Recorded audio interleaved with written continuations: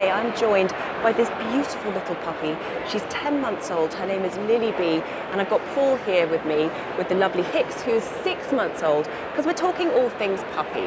How do you choose a puppy, Paul? So it's really important to do it properly, and whenever somebody asks me, I'm thinking of getting a puppy, I always say stop and think. Do your research. It's important to get the right dog for you and your lifestyle.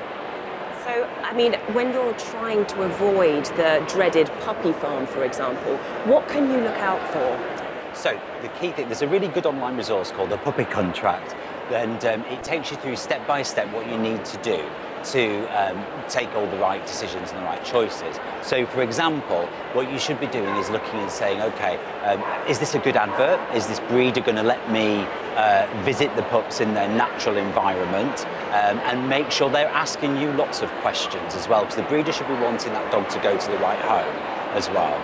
And if you're trying to find the right breed for you, how do you do that, apart from obviously coming somewhere like this with Discover Dogs? How can you discover which breed would suit your lifestyle? So it's really important to think about what these breeds are for and the purpose of them. So for example, I live in London, so, I think Nix is going off there.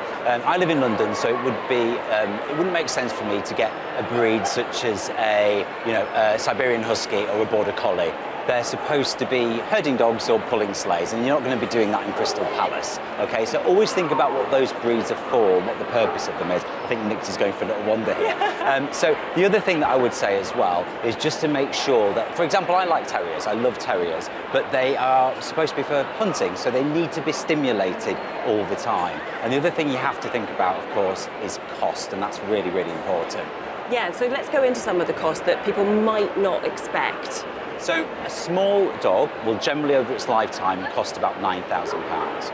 One of the larger breed dogs could cost up to £14,000 over its lifetime. So it's not just the purchase price of the dog, it's the cost over its lifetime. And some of those most expensive breeds are things like German Shepherds, Bulldogs, Tibetan Mastiffs, and that's because it's not only the cost of having those dogs and feeding them, but also some of the vet care that's required for conditions they might get as they're older. The ongoing cost that you might want to think about. So it's all about your research. All about your research, and stop and think and make sure you're picking the right breed for the right lifestyle. Brilliant. Thanks, Paul, and thanks, Lily.